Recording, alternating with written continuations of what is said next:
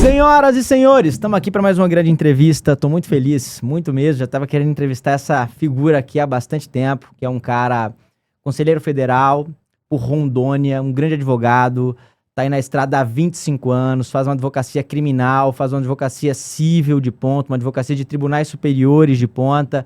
Um cara que eu admiro demais, tem uma trajetória de vida extraordinária. Hoje, aqui nos bastidores, soube um pouco mais da história, porque fiquei ainda mais inspirado. Pela terceira vez, o Procurador Nacional de Prerrogativas e Valorização da Advocacia tem feito um trabalho extraordinário, especialmente no que toca aos honorários e outros tantos temas. E esse cara, esse gigante é o querido Alex, como é que se pronuncia seu nome? Sarkis. Sarkis. Alex Sarkis. Meu irmão, honrado de te receber aqui, muito feliz mesmo. A honra é toda minha, nem nos meus melhores dias nos bancos da Academia de Direito eu podia imaginar que eu ia parar num programa tão prestigiado assim. Olha, pra você ver.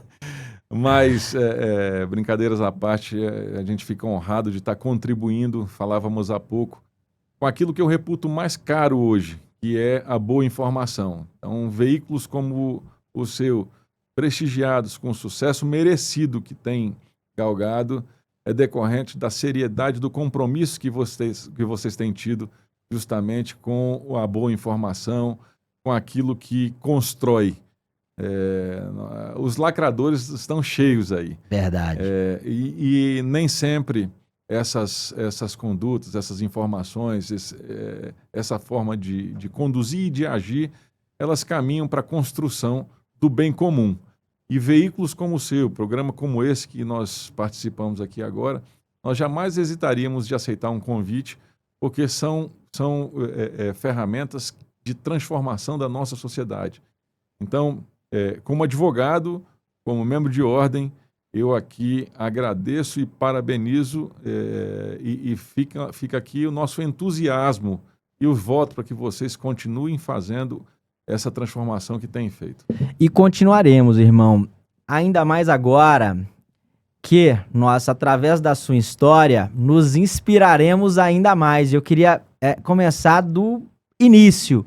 Como é que foi esse negócio de advocacia, cara? Pra mim, você contou aqui nos bastidores, eu queria que você contasse pra turma, porque pessoal, é uma super história e muito legal. Como é que surge a advocacia na sua vida? Conta pra turma aí. Legal. Falei a você agora há pouco, nos bastidores, que a advocacia surgiu a partir do meu pai. Meu pai é um amazonense, filho de professora, que sempre foi muito estudioso. Isso é uma coisa que a gente sempre honrou muito dentro de casa. E acabou entrando no Exército Brasileiro e, através do Exército Brasileiro, foi para o território de Rondônia. Rondônia nem era estado ainda. Foi para o território de Rondônia. Naquela época, Rondônia não tinha estrutura, não tinha faculdade. Havia um convênio com a Universidade Federal do Pará e ali ele cursou o curso que estava disponível, fez matemática. História boa. Em seguida, ele fez o curso de Ciências Biológicas, Biologia, que não tem nada a ver uma coisa com a outra, mas ele sempre alimentou o sonho de ser advogado. Com a criação do Estado, veio a Universidade Federal de Rondônia, teve o curso de Contabilidade, ele também cursou. O negócio não era estudar, né? O negócio dele era estudar. E era muito... Como Rondônia não tinha faculdade de Direito, era muito tradicional que aquelas pessoas que tinham um pouquinho melhor de condições viajassem até os grandes centros, principalmente São Paulo, para fazer os cursinhos e prestar vestibular e fazer as faculdades de Direito no estado de São Paulo. Eu passei por esse processo, cheguei a morar em Ribeirão Preto para me preparar para o vestibular em São Paulo, mas quando eu fui, exatamente no ano que eu fui, abriu a faculdade de Direito em Rondônia. Meu pai prestou o vestibular para a faculdade de Direito, foi aprovado, fez parte da primeira turma de Direito de Rondônia, na Faculdade Faro, naquela ocasião. E eu retornei para Rondônia porque já não havia mais razão daquele investimento fora do estado e tudo mais. Ele se formou, naquela época a faculdade era de 4 anos, assim que ele se formou eu ingressei na faculdade. Cara, sensacional. Ingressei emprestando o sonho e ao mesmo tempo a frustração que meu pai tinha. E ali já nascia a paixão pelo direito e propriamente pela advocacia, porque ele queria ser advogado. Calhou que já no início da faculdade, ele foi aprovado como servidor do Tribunal Regional Federal da Primeira Região, portanto, terminou a faculdade, mas não pôde advogar, E há 10 anos atrás, hoje com 75 anos, ele se aposentou e foi advogado no meu escritório. Cara, Justamente, eu fiz sensacional. direito, emprestei o sonho dele, me tornei advogado, construí a minha carreira e tive a felicidade de recepcionar meu pai no meu escritório para que ele realizasse o sonho de ser advogado. Que sensacional, e aí, Toma, que puta história. Sensacional, cara, sensacional. E me conta um negócio, como é que foi você advoga no cível e no criminal? Como é que foi esse negócio É aí? isso. Começou no cível, começou no criminal. E Ah, queria, nesse meio tempo, também escutar sobre a OAB, cara. Você tem um papel muito, pô, relevante na OAB. Queria falar da Procuradoria, mas como é que você ingressou no sistema OAB? Foi desde o início? Foi uma coisa, assim, aleatória? Como é que foi esse negócio aí? o direito criminal, ele é aquele direito que sempre seduz todo acadêmico, né? Verdade. E eu tenho algumas histórias muito engraçadas. Eu me recordo que quando eu passei na faculdade de Direito, eu lembro que eu fui numa loja conhecida em Porto Velho, eu morava em Porto Velho, capital do estado de Rondônia, e eu fui lá, eu não tinha roupa social, né, um menino de 18 anos na época. Eu comprei um sapato social, uma meia social, um cinto social, uma calça social, uma camisa de linho e fui para casa. E eu não tinha começado a faculdade, eu tinha passado no vestibular. Cheguei em casa no outro dia, vesti essa roupa social e fui para o júri, para o tribunal do júri, estava tendo sessão de júri. Sentei na primeira fileira com um caderno e fiquei olhando e anotando tudo aquilo que eu achava interessante. Repito, eu não tinha começado a faculdade, eu tinha passado apenas no vestibular. E ali eu terminei daquela sessão, no outro dia eu retornei para assistir algumas audiências por conta própria, por pura iniciativa. E ali começou uma paixão sobre o direito criminal, né? Por outro lado, ao longo da faculdade, já cursando, eu desenvolvi uma outra paixão, que era o direito processual civil. Então, eu nunca deixei de me dedicar a essas duas áreas que eu acabei me apaixonando. Tanto o direito criminal, quanto o direito civil, através do direito do processo civil. Me especializei nessas áreas e, ao longo da minha atuação, eu acabei indo... eu casei, a minha primeira esposa magistrada, e naquela época ela era substituta, foi promovida para o interior. Foi quando eu me mudei da capital, Porto Velho, para Ariquemes, no interior do estado, para que eu pudesse advogar no escritório do pai dela, dando os primeiros passos, né? Fiquei 6 meses lá e abri o meu escritório. Mas ali foi quando eu fui para Ariquemes, para o interior do estado de Rondônia. Só para o pessoal entender, qual que é a densidade demográfica, a quantidade de habitantes de Porto Velho, Ariquemes, distantes, só para o pessoal entender a dimensão Ariquemes disso. fica a 200 quilômetros de Porto Velho, hoje tem uma população de aproximadamente 110 mil habitantes, é um município polo, em volta de Ariquemes tem 10 outros municípios, a região deve ter 250 mil habitantes, conhecida como região do Vale do Jamari, é uma região importantíssima do estado de Rondônia, que movimenta muito, impulsiona muito economicamente o estado. Então, eu acabei em Ariquemes, como advogado do interior, vamos assim chamar, nós acabamos sendo demandados independente de especialização, e nós estamos falando de 25 anos atrás. Fazia aquele clínico geral ali. Aquele clínico geral. Então, como eu era apaixonado pelas duas áreas, eu atendia as duas áreas, me dedicava às duas áreas, e naquela época era possível que isso ocorresse. Para hoje, Alex, como é que você vê isso? Você acha que o advogado ele tem que ter essa base geral, por exemplo, para atuar nas cortes superiores, você tem que ter uma base de processo civil, independente da área, né? Claro. Mas queria te escutar, como é que você vê esse negócio da super especialização? O cara que atua no criminal e só faz júri, a pessoa que atua no criminal e só faz penal econômico.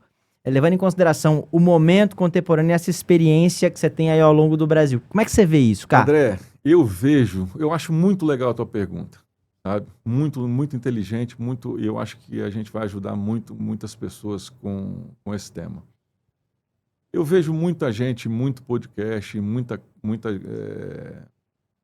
citação, muito recorte, trazendo receita de sucesso, a receita do bolo, né?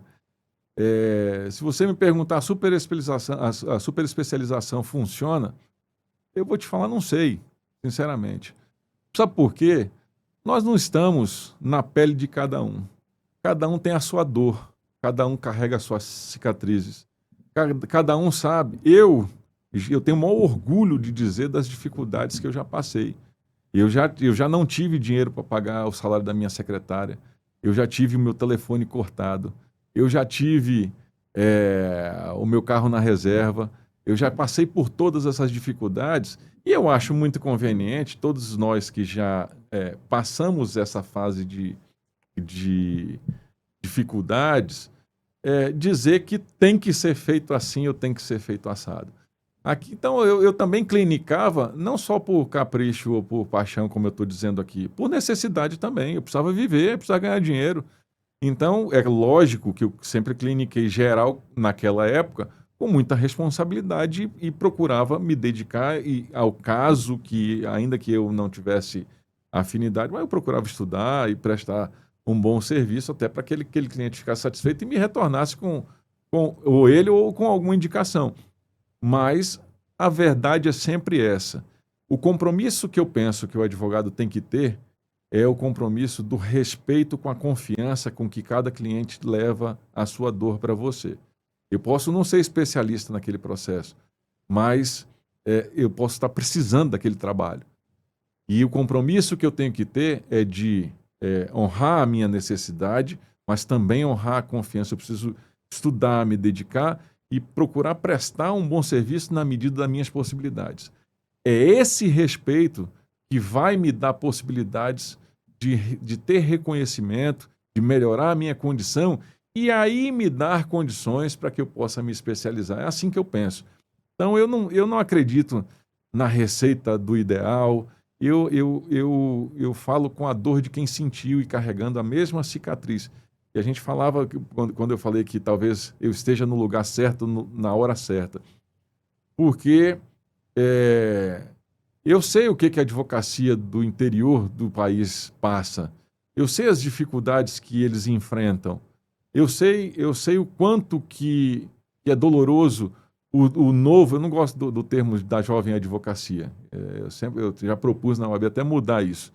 Porque nem todo novo advogado é jovem. Meu pai, acabei de falar, meu pai, ele se tornou um novo advogado com 65 anos de idade. Então ele não é jovem advogado, ele é um novo advogado. Verdade. Então eu sei o que a nova advocacia passa, eu sei as incertezas que eles têm, eu sei essa dificuldade financeira, eu sei a dificuldade estrutural, a insegurança.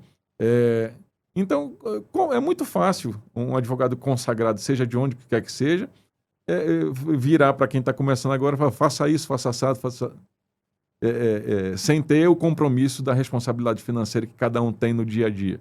Né? Filho na escola, a conta de água, de luz, o aluguel, a secretária, enfim, todas as outras necessidades que a gente tem. Então, Cara, eu bom. acredito no compromisso, meu irmão. Muito bom, muito bom. Eu acho que isso é legal também, você traz uma ponderação que é o advogado que está nos escutando, é escutar, ele fazer um filtro daquilo em relação à realidade dele, aplicar o que é possível aplicar e não aplicar o que não é possível aplicar. O que está no meu controle? O que está eu como advogado novo? O que está no meu controle? O que está no meu controle é a minha dedicação. Fantástico. O meu compromisso. É eu me colocar no lugar do meu cliente. Tem uma frase que eu uso no meu escritório há 25 anos. Eu preciso ser o advogado que eu gostaria de ter. Se eu for o advogado que eu gostaria de ter, está resolvido. Fantástico. Que aquela pergunta, né? Você se contrataria? Fantástico, Alex. Extraordinário, cara. E a OAB? Você começa a se envolver com a OAB em Ariquemes? Em Ariquemes. Eu entro na advocacia no ano 2000. No ano 2001, eu entro na OAB. Que legal, cara. Ajudando. A OAB de Ariquemes naquela época era muito simples, assim. Para falar a verdade, não tinha pouca expressão, assim, eu cheguei em Ariquemes, eram 69 advogados, para você ter ideia. Você tá doido, Hoje nós cara. somos quase 800, lá na subseção. Rondônia legal. tem mais de 15 mil.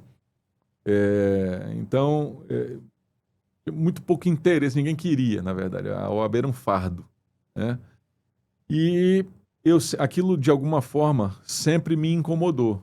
Me incomodou porque eu sei a importância da OAB para a advocacia.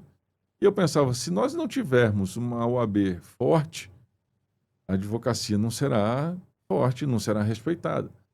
Se nós não tivermos uma OAB que represente a classe, aí as brigas serão pessoais e a advocacia ficará fragilizada. E dali eu passei a tentar ajudar a OAB local naquela ocasião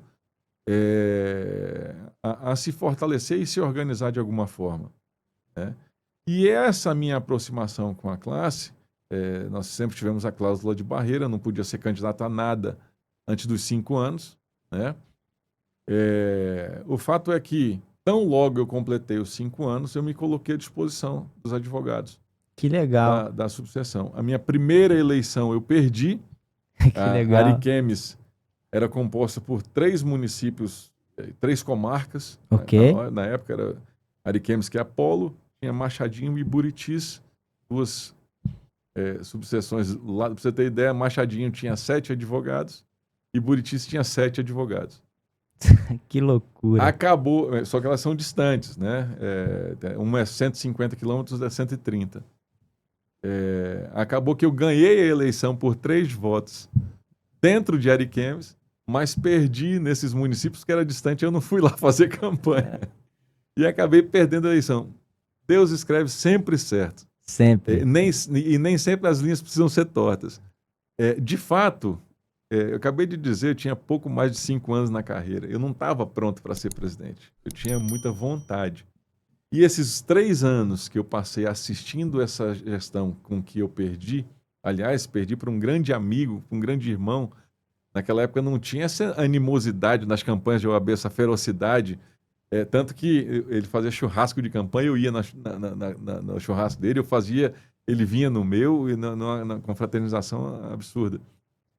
Mas eu passei 3 anos aprendendo, e aí na eleição seguinte eu fui eleito com mais de 90% na época da subseção, e fiz o meu primeiro mandato ali. E você foi presidente da OAB da subseção Ariquemes. de Ariquemes, em Rondônia. Que legal, cara. Um pouquinho antes, modificou o número de vagas para conselheiro estadual. O presidente da época me nomeou conselheiro, mas eu, em seguida, praticamente protocolarmente, em seguida já fui eleito presidente da subseção e fiz um mandato transformador lá.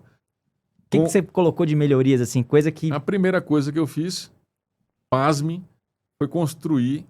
nós tínhamos uma sede muito acanhada, muito, muito acanhada. E eu construí em Ariquemes, em 1 ano e 2 meses, eu construí em Ariquemes a maior e mais moderna sede do norte de todas as seccionais do país. Que legal. E uma das mais modernas do Brasil, no interior do estado de Rondônia. Então, e ali era um movimento já fruto dessa minha incomodação, dessa minha inquietação de ver que a OAB precisava ser enxergada com a relevância que ela de fato tem. E não dá para eu ter uma OAB com uma sede acanhada, com estrutura acanhada. Eu precisava elevar, inclusive, a autoestima da advocacia local. Fantástico. E essa foi uma manobra ousada que nós na época, com o apoio do presidente Ofir Cavalcante, aqui do Conselho Federal. Do Pará. Do Pará. Até hoje, um grande amigo. Hoje estamos juntos no Conselho Federal, ele como um membro honorário vitalício. E eu não deixo de exaltar a gratidão que eu tenho por ele ter acreditado nesse projeto e ter fortalecido a nossa advocacia rondoniense. Então, a partir dali... Isso você tinha 8 anos de advocacia, mais ou menos? Mais ou menos, por aí. Pouco mais. 5 anos era o mínimo, mais os 3 anos da gestão do... 10 anos de advocacia. 9, 10 anos de advocacia, por aí. Muito legal. E aí, como é que foram os outros cargos? 10 anos, porque tanto que meu mandato foi de 10 a 12. 2010, 11 e 12. Só que para ser 10, a campanha foi em 2009. Fantástico. Né? Então... 10 anos de advocacia certinho, né? Certinho. Comecei com 9 anos a campanha, 10 anos eu assumi. Né? Então, nós promovemos essa primeira transformação. O mandato foi tão transformador que naquela época eu chamei a atenção das lideranças rondonienses da advocacia e já fui convidado para ser candidato ao Conselho Federal. Então, saí desse primeiro mandato para candidato ao Conselho Federal. Na época, eu teria sido o conselheiro federal mais jovem do Brasil. Que depois vocês fizeram agora a mais jovem do Brasil, Fizemos né? agora a Vitória Giovana. Vitória com Giovana. 28 anos. Na época, o conselheiro federal daquele mandato mais jovem do Brasil foi o nosso senador Rodrigo Pacheco. E eu e o Rodrigo Pacheco, nós temos uma peculiaridade. Rodrigo Pacheco nasceu em Porto Velho, eu também. Ele nasceu em novembro, eu também. Do ano de 1976, eu também. Ele nasceu no dia 13 de novembro e eu nasci no dia 16 de novembro. E eu nasci no dia 11 de novembro. Pô, novembro é o mês dos... Então, Legal. eu teria sido o conselheiro federal mais jovem do Brasil por 3 dias. Que loucura, cara. Acabou que nós perdemos essa eleição e, mais uma vez, eu falo, Deus escreve as coisas certas. Porque eu também não estava pronto para ser o conselheiro federal que eu sou hoje. Fiquei fora do sistema, retornei, fui candidato novamente a presidente da subseção para reconstruir a minha base. Fui eleito mais uma vez com uma votação expressiva, até pelo mandato que eu havia feito, né? Refiz o mandato e mais uma vez fui convidado para ser conselheiro federal. E você entra no Conselho Federal quando? Aí entro no Conselho Federal na gestão do Felipe Santa Cruz em 2018. 2018. E segue até hoje. E sigo até hoje. Ininterruptamente. Ininterruptamente. E nesse período todo, também como Procurador Nacional de Prerrogativas? Na gestão do Felipe Santa Cruz, eu inicio neófito absolutamente de tudo aqui do Conselho Federal. Com 8, 9 meses de gestão, eu sou nomeado subprocurador nacional de prerrogativas. Procurador nacional de prerrogativas era nada mais, nada menos do que Tércio Liz e Silva. Puta, então, não preciso falar mais nada, né? Um grande expoente da advocacia brasileira. E acaba que o Tércio tem algumas divergências com o Felipe e apresenta uma carta de renúncia. E na carta de renúncia eu sou alçado a Procurador Nacional de Prerrogativas interino pelo Felipe Santa Cruz. E aquilo gerou uma inquietação no próprio Conselho, que naquela época, já com 8, 9 meses, já reconhecia um bom trabalho que a gente vinha desempenhando. E começaram a questionar, por que interino? E durante esses 30 dias que ficamos de interino, nós aceleramos o passo para mostrar trabalho também, para revelar mais competência. E aí nós fomos efetivados. E de lá para cá, essa sucessão de recondução que a gente tem. Que é uma coisa inédita na história, inédita, né? Em 94 anos de história do Conselho Federal, a Procuradoria foi criada em 2013, mas nas prerrogativas, a primeira recondução que houve foi da gestão do presidente Felipe para o presidente Beto, foi a minha na Procuradoria Nacional de Prerrogativas e agora, com a reeleição do presidente Beto, a minha recondução mais uma vez ao 3º mandato. Agora, uma coisa que eu acho que é legal para o pessoal entender, a grande maioria não entende. O que faz o Conselho Federal, Alex? O que faz o Conselho Federal e como é que é a rotina de um conselheiro federal? Quantas vezes ele tem que estar aqui em Brasília? O que ele vota? Quais são as pautas? O que faz o Conselho Federal da OAB? Primeiro que a gente tem que fazer uma divisão, né? Nós temos as subseções, nós temos as seccionais, nós temos o Conselho Federal. As subseções tratam dos assuntos relacionados à advocacia local ali, do dia a dia. Aliás, eu sou mais do que um defensor, sou um puxa-saco de presidente de subseção e defensor das subseções, porque eu venho delas, né? Eu sei a importância, não adianta nada toda a força do Conselho Federal se não for a força da capilarização que nós temos de estar em todos os lugares do Brasil. E a impressão que eu tenho, sem querer te interromper, o Conselho Federal tem essa preocupação, né? Muitas vezes eu vejo que os advogados criticam, vai soltar uma nota de repúdio, não sei o quê, mas, assim, eu acho que é uma oportunidade legal aqui de você registrar também a preocupação que o Conselho Federal tem com quem tá lá na ponta, inclusive visitando, tal. Queria que você falasse sobre isso também. Desculpe te interromper. Então, só para a gente não perder o foco da tua pergunta primeira, as subseções possuem um papel fundamental no dia a dia da advocacia. As seccionais, dentro daquela realidade local, nós estamos num país continental, né?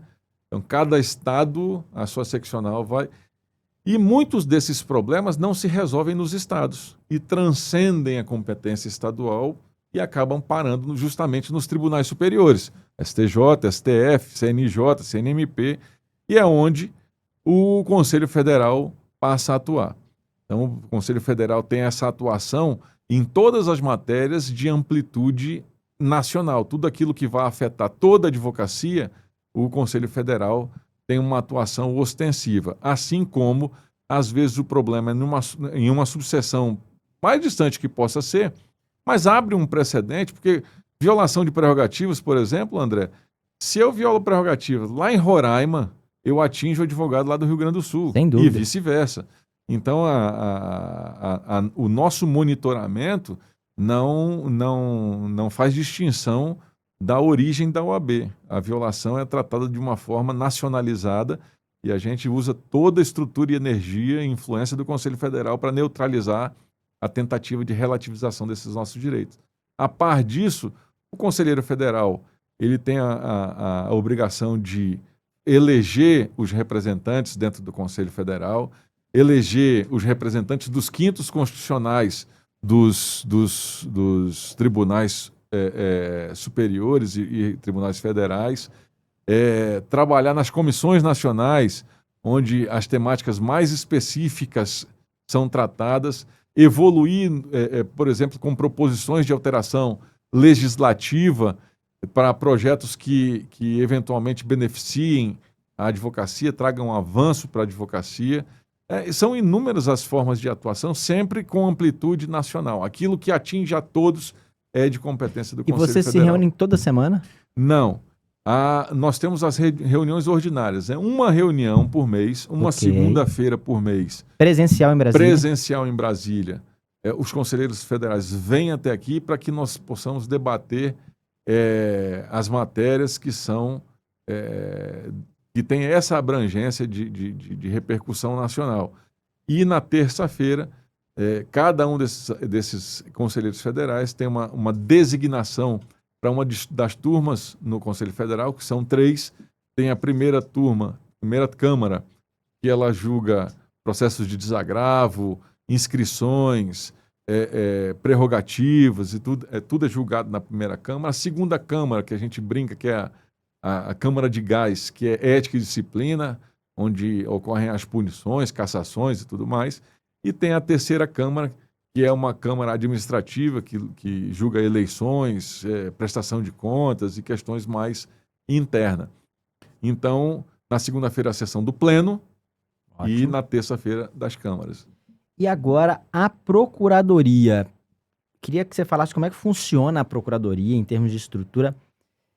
Queria que você comentasse também avanços que vocês promoveram, a questão dos honorários, teve também aquela questão do cadastro nacional dos violadores de prerrogativas. Queria saber um pouco dos avanços que vocês fizeram nos últimos tempos. Veja, André, a Procuradoria, como eu disse, foi criado na gestão do presidente Marcos Vinícius Furtado Coelho. Foi o primeiro ato 001 de gestão da gestão do ano de 2013. Né? Que a gente sempre... Uma analogia que a gente faz. Se eu preciso me defender de um processo de homicídio, eu vou contratar quem? Advogado. Vou contratar um advogado criminalista, preferencialmente um especialista em tribunal do júri. Fantástico. Se eu preciso me aposentar, eu vou atrás de um previdenciarista. Se eu preciso fazer um divórcio complexo, alguma coisa assim, eu vou atrás de um especialista na área de família. E quando eu preciso defender as minhas prerrogativas, eu vou atrás de quem? Então, a ideia da Procuradoria foi que justamente nós, do Conselho Federal, elevássemos o nível técnico da defesa de nossas prerrogativas, aferindo para esse trabalho mais eficiência. E volto a falar, eu conheço a realidade das subseções. Eu conheço o trabalho heróico que é feito pelos nossos colegas que trabalham nas prerrogativas. São verdadeiros heróis, guerreiros, que trabalham em condições nem sempre ideais, que fazem o melhor possível dentro daquilo que é possível, mas que nem sempre, tecnicamente, por várias razões, não por incompetência, mas por várias razões, o trabalho ele é primoroso como ele poderia ser. Agora, na medida em que eu tenho profissionais, uma equipe de profissionais especialistas, fluentes e prontos, com toda a estrutura e com a influência necessária para fazer exatamente aquilo, e eu me refiro à defesa de prerrogativas, é inegável que há um ganho de qualidade e que há uma amplitude na eficiência. Essa é a finalidade da Procuradoria. Para isso que ela existe e por isso que há muitos anos nós estamos num processo de reversão dessa jurisprudência que vem teimosamente relativizando as nossas prerrogativas e os nossos honorários. Isso não é fruto de um trabalho de agora, são processos antigos desse processo da mais alta defesa técnica que o Conselho Federal tem atuado. E, Alex, comenta para a turma aqui avanços concretos, assim, fala, pô, André, isso aqui a gente fez, isso aqui o pessoal tem uma noção do que está sendo feito. Hoje, o mais contundente que eu traria aqui é a vitória do tema 1076 no STJ, que é justamente isso que fala dos honorários. Numa das grandes conquistas do Conselho Federal, você me pergunta o que o Conselho Federal faz. Lembra a reforma do Código de Processo Civil? Lembra todos os avanços que, aliás, o CPC de 2015 é tido como o CPC da advocacia, as férias dos advogados, a valorização dos honorários. Todo esse processo é fruto do trabalho do Conselho Federal dentro do Congresso Nacional para que a gente possa alcançar esses direitos. Então, uma dessas concretizações das nossas conquistas está justamente no CPC, no 85, onde nós temos uma forma muito clara de fixação dos honorários, né? E de uma forma inexplicável, porque no Brasil não basta estar escrito, né? O literal eles dão um jeito de interpretar, mas muitos magistrados ainda têm uma recalcitrância em reconhecer o valor do trabalho da advocacia. E aí vinha aqueles absurdos de avitamento de honorários. Vou te trazer um caso aqui em Rondônia. E comenta também daquela ferramenta do OAB que eu acho que muitos não conhecem. Trarei, do Observatório. Do Observatório. Então veja, em Rondônia, um novo advogado entrou com tinha um cliente com um processo contra um determinado banco. O banco processava o cliente dele, cobrando 10 milhões de reais. Ok. Ele entrou com uma exceção, arguindo uma prescrição, uma petição de 3, 4 laudas. E o juiz acolheu a exceção. Veja. E fixou, a causa era de 10 milhões de reais. Ele extinguiu o processo. E aí fixou R$1.000 de honorários. Tá doido. É um negócio que chega a ser imoral. Através da atuação da OAB, junto com o advogado, atuando como amicus curiae, revertemos essa decisão e o Código de Processo Civil passou a ser observado. Portanto, houve uma fixação de honorários de 10%. O que eu estou falando aqui? Que o advogado, ao invés de ganhar R$1.000, ganhou R$1.000.000. Tá doido, mano.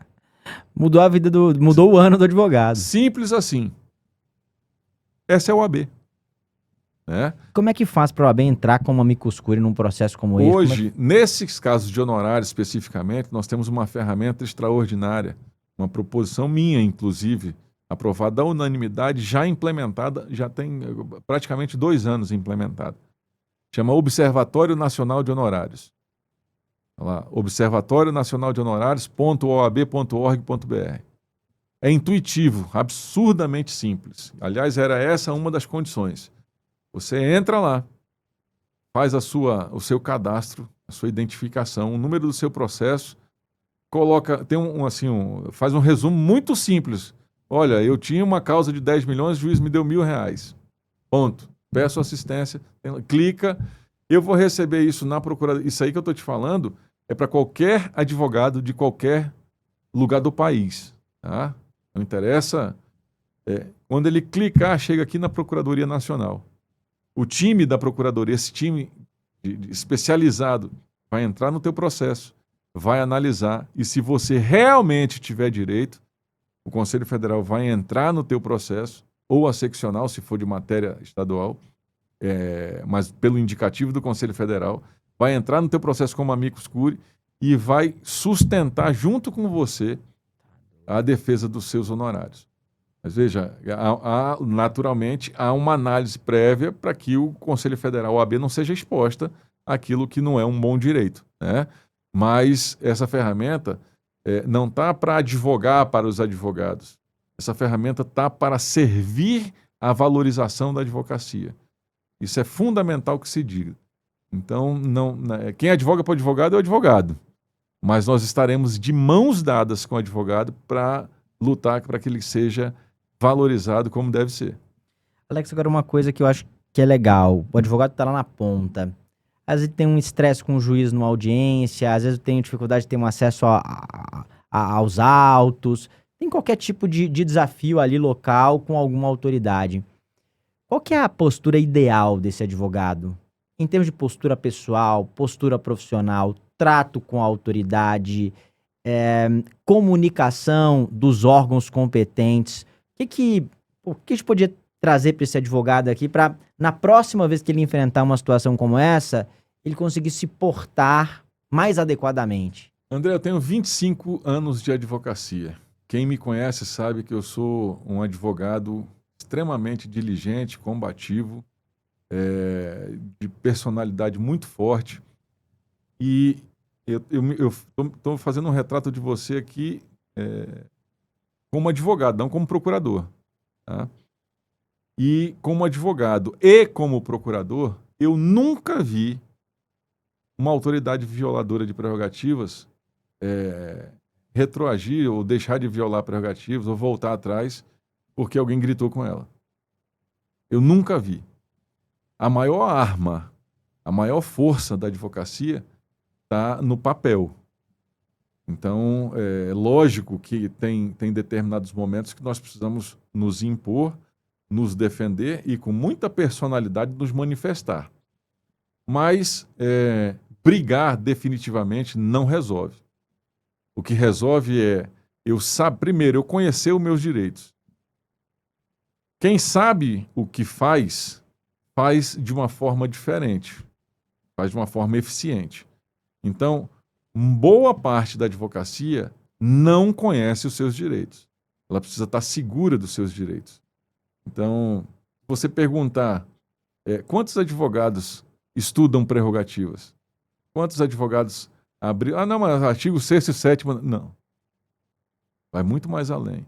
Quantos advogados conhecem a jurisprudência do STJ, do CNJ ou do STF relacionada às nossas prerrogativas? Eu preciso saber. Acesso aos autos. O que o STF pensa sobre o acesso aos autos?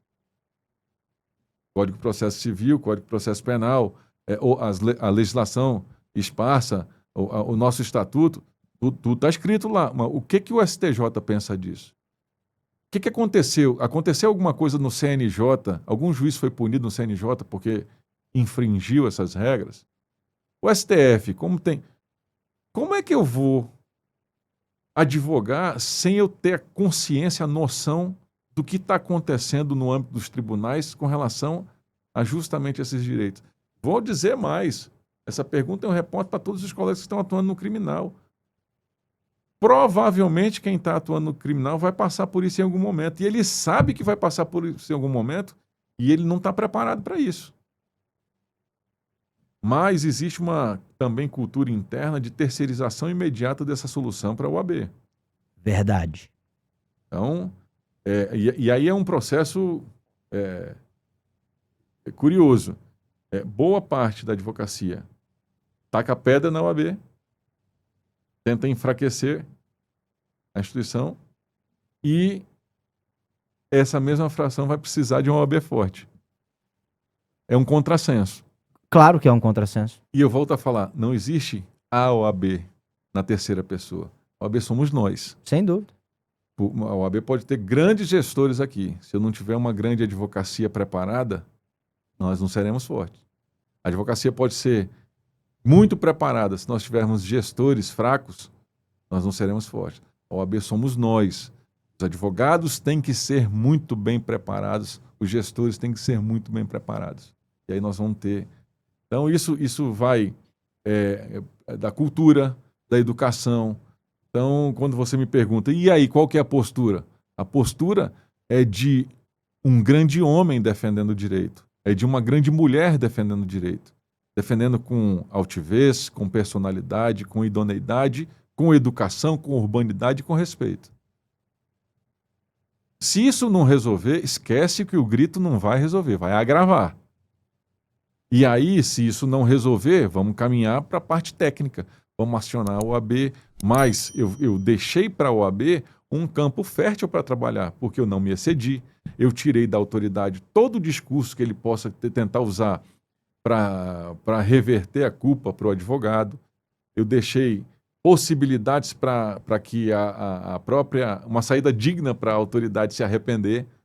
Tudo isso é sabedoria que talvez eu tenha aprendido com os cabelos brancos também. Eu também não vou dizer a você aqui que eu sempre fui esse poço de sabedoria, porque eu também tive no início da minha carreira os meus momentos de impulsividade, os meus rompantes também, e hoje eu reconheço que não é a melhor forma de se enfrentar. Né? E tem uma questão aqui também, né? Você comenta essa questão da saída digna, porque às vezes foi uma situação excepcional, mas aquele advogado às vezes está numa localidade, ele advoga ali há 20 anos e vai continuar advogando pelos próximos 20 anos e aquela autoridade está titularizada ali. André, uma coisa é clara, eu conheço todo o sistema de prerrogativo das 27 seccionais. A OAB defende prerrogativas intransigentemente. Muitas vezes, até quando o advogado está errado. E nós não estamos defendendo a pessoa.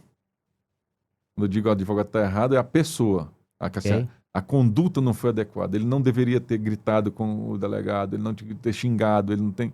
Então, a pessoa está errada. Não que ela não tenha direito. Né? Eu ter direito é uma coisa. Eu destratar quem quer que seja a autoridade ou o servidor, quem quer que seja.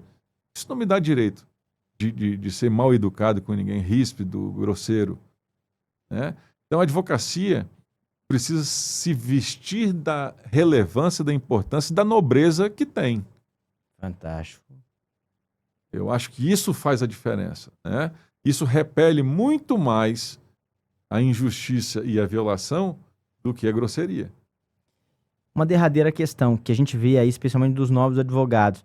Eu já vi isso na internet, assim, nunca vi presencialmente, mas já vi recomendações e coisas na internet nesse sentido. O que você acha sobre entrar na delegacia com um relógio gravando, ou em alguns momentos celular gravando, ou quando está acontecendo a situação, documentar por vídeo, documentar por áudio? Já vi até gente falando de usar caneta que grava, coisa assim. A tecnologia está para ser usada. Eu só acho que nós precisamos ser leais. Então, se eu estou filmando, eu quero documentar com fidelidade o que está acontecendo. Fantástico. Qual que é o problema? Por que a autoridade vai relutar em se permitir ser filmada? Agora, há uma discussão que ela faz sentido. A questão da LGPD. Então, eu tô filmando, eu tô colhendo a imagem de outra pessoa. Eu defendo que essa imagem seja gravada. Agora, eu também defendo a responsabilização de como ela vai ser usada.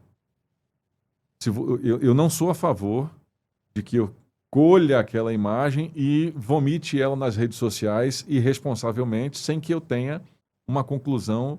Porque quando eu coloco na rede social, eu não estou oportunizando com que a outra pessoa se manifeste também. Eu já estou jogando ela ao julgamento popular ali, né? Do virtual ali, ao tribunal da internet, né? Então, agora, eu fazer o uso daquela imagem para uma finalidade processual, para uma finalidade jurídica, para uma proteção de um direito, ou para trazer um fato impeditivo ou modificativo de uma reivindicação contra um cliente meu, legítimo. A tecnologia está aí para ser usada. E mais, a lei nos garante. A lei nos garante. E é onde eu falei para você há pouco. O Conselho Federal, nessa jornada de defesa de prerrogativas, principalmente nos tribunais superiores, aqui vamos falar do STF, né? Ao contrário de que uma pequena parcela possa incompreender, nós defendemos prerrogativas de forma contundentemente. Ocorre que nós temos muitas pautas para serem trabalhadas, muitas pautas para serem defendidas. Nós colecionamos muitas vitórias nos tribunais superiores e nós não podemos colocar tudo a perder por causa de um caso específico em que a gente não se conforma, a gente se resigna, a gente enfrenta, mas equaliza todos esses interesses para não prejudicar o todo, para proteger a própria advocacia, muitas vezes aqueles próprios advogados que estão criticando. Fantástico. Então, nosso compromisso é muito maior e tem um orgulho que eu tenho muito grande de fazer parte desse time, dessa gestão, desse grupo de gestores muito comprometidos. O compromisso aqui é com a advocacia e com a entidade. Nós não nos pautamos por comentário em rede social. Nós não nos pautamos por qualquer crítica que seja. As críticas construtivas, elas são sempre bem-vindas. Mas não há nenhum tipo de... Seja o exame de ordem, defesa de prerrogativas, paridade de gênero, qualquer tema que for. Os debates dentro do Conselho Federal, eu tenho o maior orgulho de dizer que eles são multifacetários. A OAB não é de esquerda, a OAB não é de direita, a OAB tem um compromisso com o debate correto, com o debate profundo, com razões. Muito pelo contrário, a OAB,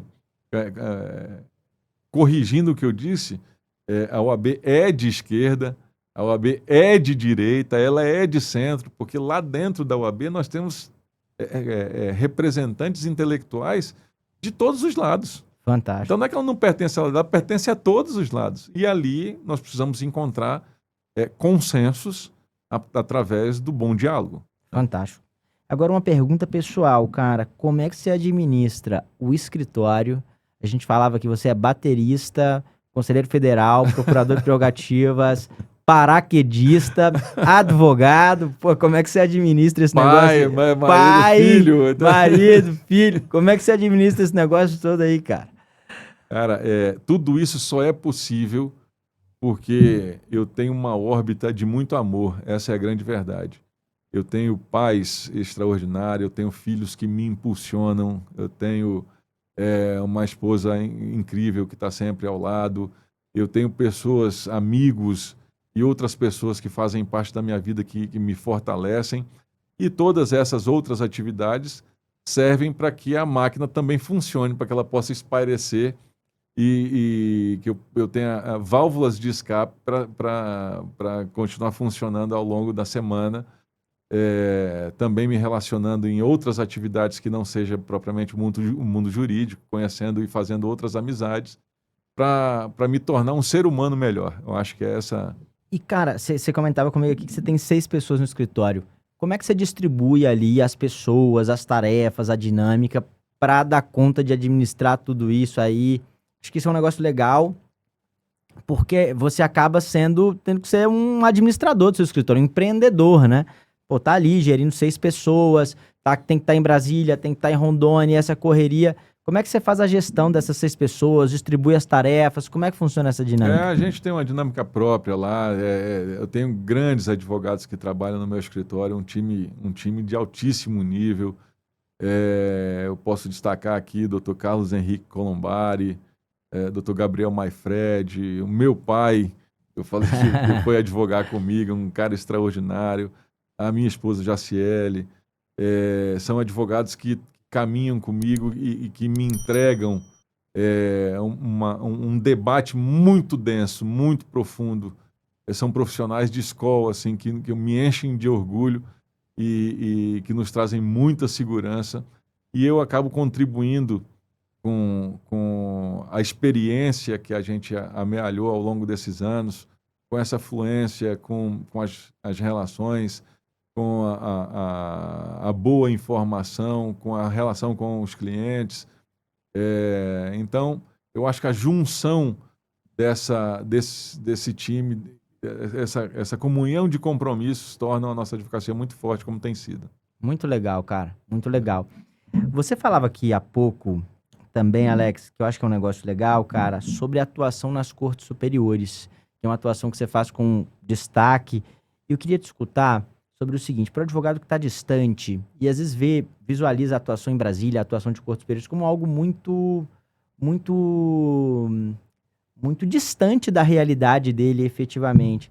O que você pode dizer para esse advogado que visualiza Brasília como esse algo distante, como as cortes superiores como esse algo inacessível? Queria te escutar sobre essa questão. E por quê? Poxa, você é de Ariquemes, foi presidente da... Cara, você é procurador nacional de prerrogativas por 3 vezes, cara, um conselheiro federal reconhecido. Então, pô, que ele não está sua advocacia começou no interior de Rondônia. Então, pô, eu acho que isso é um exemplo para todos. E eu queria te escutar sobre isso, cara.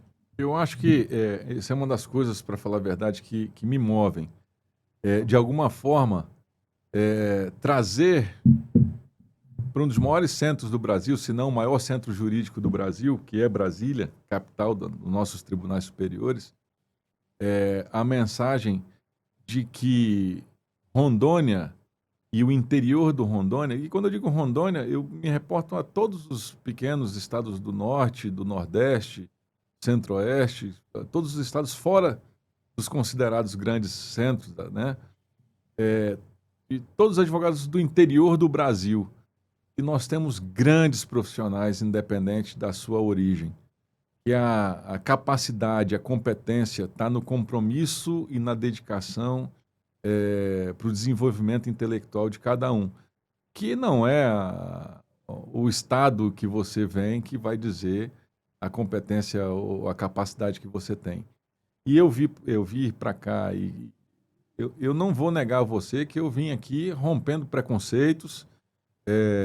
Como assim o cara é do interior do estado de Rondônia? É uma vaga que é cobiçada. Outros grandes advogados, merecedores também, mas de grande centro, também pretenderam legitimamente, né? Mas esse é um recado que eu, em nome da advocacia do interior de todo o Brasil, trago dizendo que no interior de todo o Brasil também tem gente capaz, competente, que pode fazer a diferença, como nós efetivamente temos feito. Os números estão aí, as conquistas estão aí, como você disse, como conquista também. A unificação do Sistema Nacional de Prerrogativas é uma grande conquista que nós fizemos a partir de um diagnóstico extraordinário que fizemos. A criação do Cadastro Nacional de Violadores de Prerrogativas é uma medida que nós implementamos no Conselho Federal para que nós pudéssemos passar a mensagem para as autoridades que insistem em desrespeitar a advocacia, que se querem vir para a advocacia, respeitem a advocacia. Essa é a mensagem. Porque nós não queremos prejudicar ninguém, mas nós queremos... também não queremos privilégio nenhum. Nós queremos ter a dignidade que a Constituição nos conferiu. Nós somos indispensáveis à administração da justiça e assim permaneceremos até que emende a Constituição, se for o caso. Mas enquanto isso não ocorrer, a OAB jamais se curvará, e se tivermos que dizer não ao ingresso de qualquer ex-autoridade que contumazmente optou por desrespeitar e desvalorizar a advocacia, nós o faremos sem nenhum receio. Cara, agora uma outra questão que eu acho que é legal, a gente comentava aqui há pouco, né? Você teve o restaurante, franquia, tal, teve um negócio, tem esse lado aí empreendedor. E eu vejo que alguns advogados fazem isso com muito sucesso e alguns advogados às vezes fazem isso, mas não tem muito sucesso. Eu queria te perguntar o seguinte, com relação a essa questão, Como é que você vê essa questão do advogado, às vezes, pegar o fruto da advocacia dele e investir em outras atividades paralelas? Você acha que isso tira o foco? Tem que ter alguém com foco nessas atividades paralelas? O que você acha que é a receita, assim? Eu sei que não existe receita de bolo, mas o que você acha que são cuidados que o advogado tem que ter? Eu já vi alguns, cara. O advogado tá indo bem na advocacia, não, vou pegar e vou construir casa para vender. Mas o que você entende de casa, meu filho? E aí, né? Mas aqui em Brasília tem No fundo, André, todo mundo está buscando o seu lugar ao sol, né? No fundo, está todo mundo tentando brilhar, está todo mundo tentando prosperar, todo mundo tentando ter uma vida melhor. Todo mundo pode até cometer erros, mas eu tenho certeza que todos erraram tentando acertar. Fantástico. E a tentativa é de ter uma vida melhor, né? Então, a única coisa que eu recomendo é que tenha cautela, que tenha cuidado, porque você vai estar investindo fruto do seu suor, né? Então, se for... A gente não tem garantia de que vai dar certo. Nada que você vai fazer, você vai ter garantia. Pelo contrário, se aparecer aquelas propostas, isso aqui é garantido que sai, eu diria, sai fora, como diz o ditado, né? Porque entre sabendo... Agora, para eu arriscar aquilo que é fruto do meu suor, eu preciso ter esse cuidado. Senão, eu corro o risco de andar alguns passos para trás. Mas vou te dizer mais. Ainda que eu perca, ainda que eu dê os passos para trás, se aquela experiência me serviu de lição, de aprendizado, ela também foi válida. O que nós estamos aqui é para sermos seres humanos melhores. Nós não vamos vencer sempre. A gente não... Tem algumas pessoas que têm um pouquinho mais de preparo, são mais inteligentes, outras podem ser até mais sortudas. Mas, em regra, nós não nascemos para vencer sempre. Nós vamos perder, nós vamos sucumbir várias vezes em várias áreas da nossa vida. O negócio pode ser uma delas, né? Mas é fundamental duas coisas. Primeiro, que eu aprenda com o sucesso ou com o insucesso. E a segunda, que eu nunca desisto. Se eu estou vencendo, eu não me acomode. E que se por um acaso deu tudo errado, que eu tenha a capacidade, a força de levantar, bater a poeira e seguir adiante. Porque quando um sonho dá errado, a única coisa que a gente tem que fazer é seguir adiante, é trocar de sonho. Vamos trocar de sonho. E aí a gente segue adiante. Mas parar não é uma opção. Agora uma curiosidade, Alex.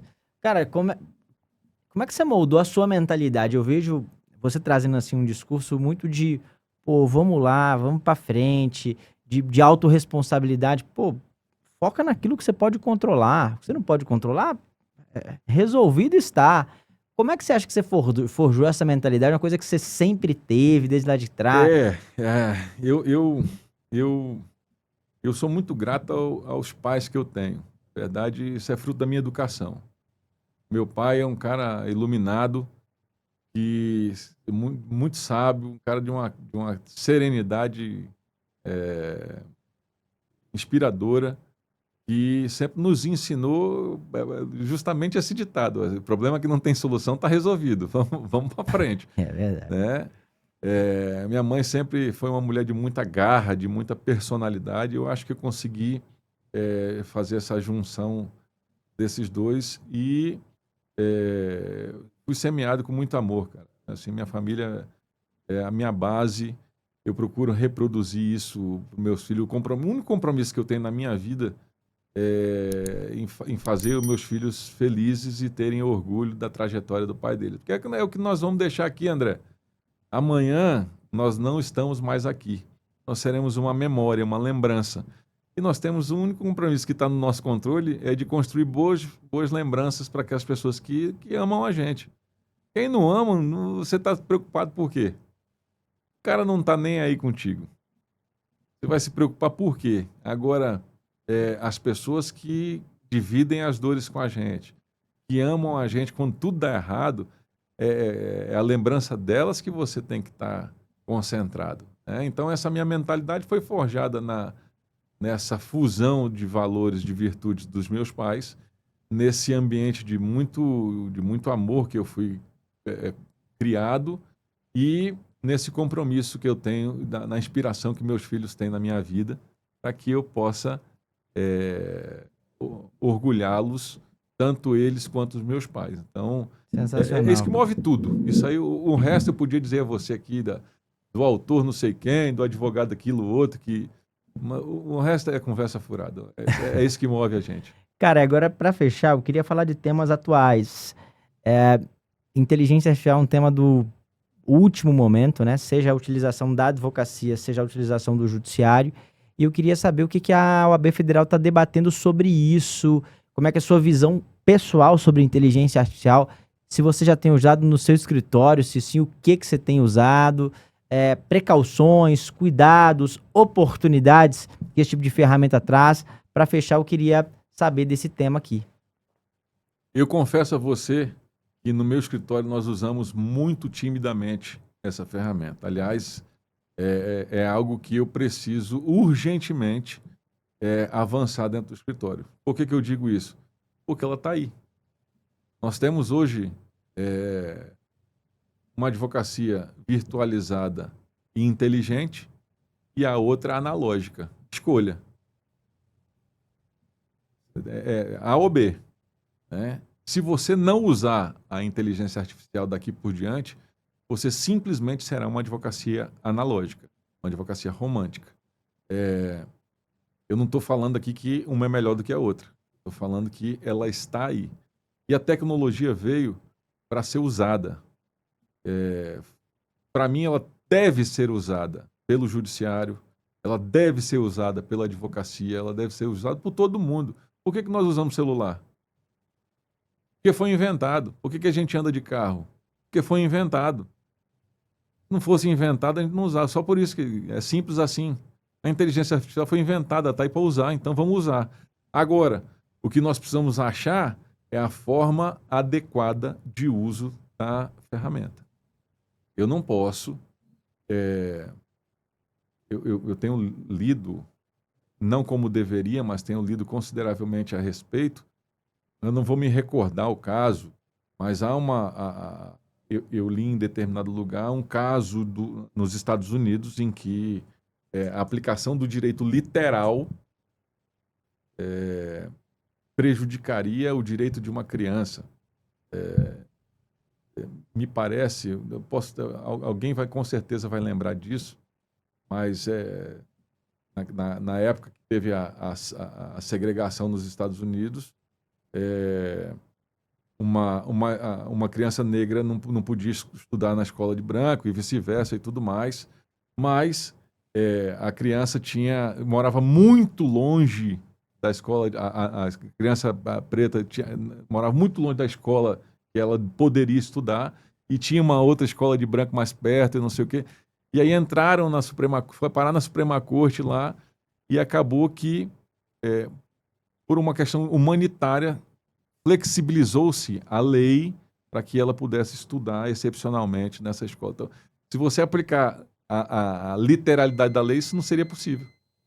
Então, veja, é só disso que se trata, é a gente achar a forma adequada de aplicação da inteligência artificial, mas ela está aí para ser usada, está tudo bem. Cara, sensacional. Para acabar, irmão, queria que você deixasse um conselho aqui para advocacia, seja advocacia iniciante, advocacia, os novos advogados, seja advogado veterano. A gente falou mais cedo aqui da caravana das prerrogativas, né, que vocês rodaram o Brasil inteiro, então conhecendo também esse advogado que não está nos grandes centros, mas também conhecendo essa advocacia dos grandes centros, queria que você deixasse aqui, meu irmão, um recado final para a advocacia, um recado para os advogados, cara. Eu falei que não tinha receita de bolo, tem uma coisa que o advogado tem que fazer, senão ele não vai ter sucesso na vida dele. Ele tem que participar do Jus Mind Criminal, senão... É verdade, tem que participar. Brincadeiras à parte, André, eu acho que a gente tem que buscar ser um grande ser humano, amigo.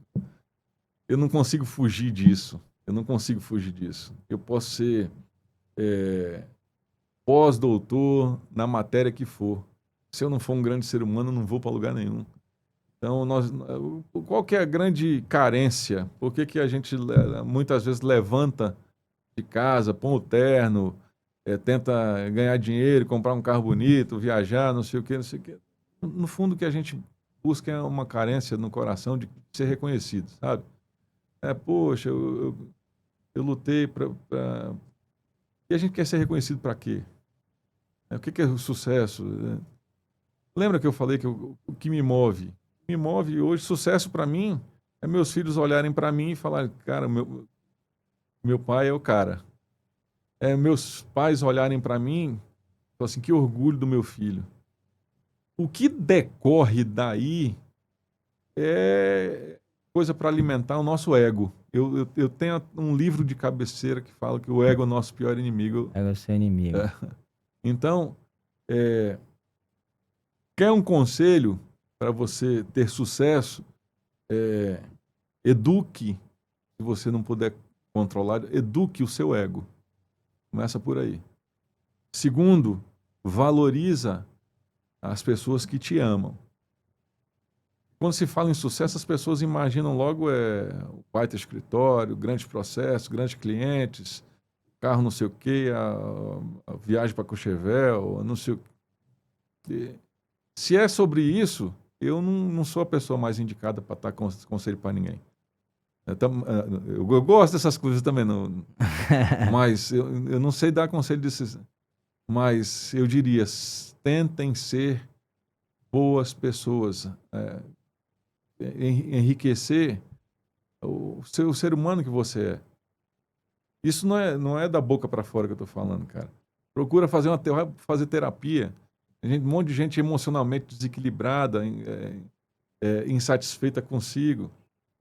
Vai cuidar de si, cuida da mente, cuida do espírito, cuida da família. E quando a gente alinha isso, esses outros itens que são associados ao sucesso, eles vêm. Então, se eu puder dar o recado, é esse.